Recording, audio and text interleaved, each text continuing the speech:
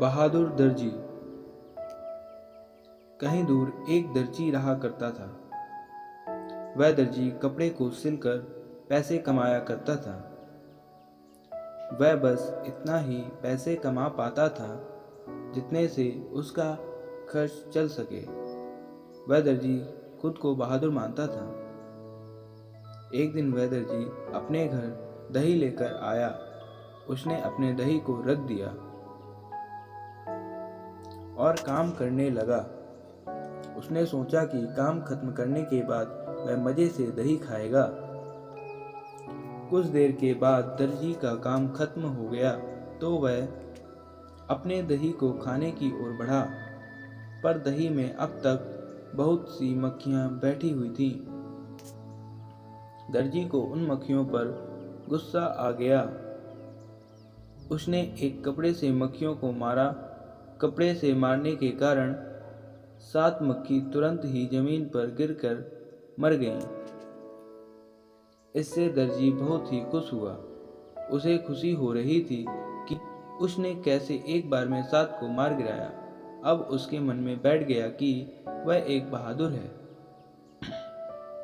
उसने अपने कपड़े पर लिखा, एक बार 7 शिकार।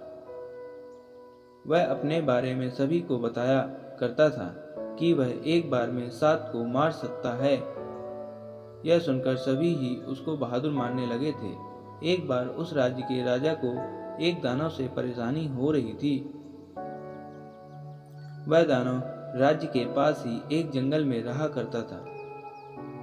वह समय समय पर राज्य पर हमला करता और लोगों को मारकर खा जाता है। एक दिन राजा को पता चला कि राज्य में एक ऐसा बहादुर है जो कि एक बार में 7 शिकार करता है। राजा को लगा कि यही वह बहादुर है जो हमें उस दानव से आज़ाद करा सकता है।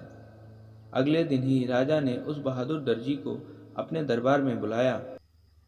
यह खबर सुनकर दर्जी रात भर सो न सका। उसे खुद पर बहुत ही गर्व हो रहा था। अगले दिन दर्जी दरबार में पहुंच गया। राजा ने अपनी सारी समस्या दर्जी से कह डाली। दर्जी ने कहा, आप चिंता ना करें, उस दानव को मैं कुछ ही समय में हरा दूंगा। राजा ने दर्जी से कहा, तुम अपने साथ कुछ सैनिक और हथियार लेकर जाओ। दर्जी ने तुरंत ही मना कर दिया।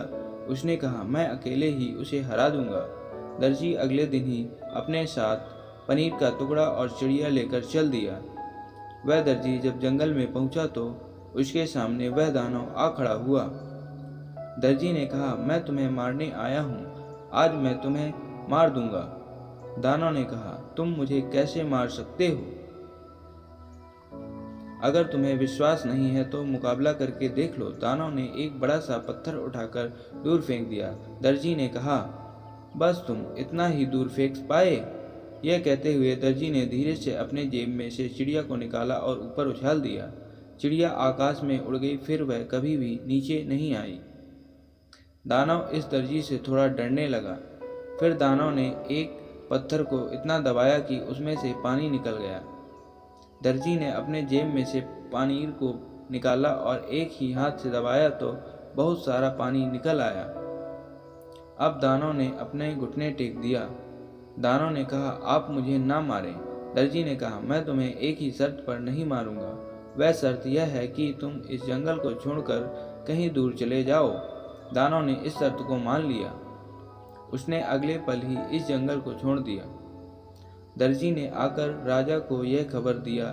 राजा इस खबर से बहुत ही खुश हुआ। उन्होंने राजकुमारी की शादी इस दर्जी से कर दी। दोस्तों, ऐसी ही नई कहानियों के लिए हमारे चैनल को लाइक, शेयर और सब्सक्राइब करें। धन्यवाद।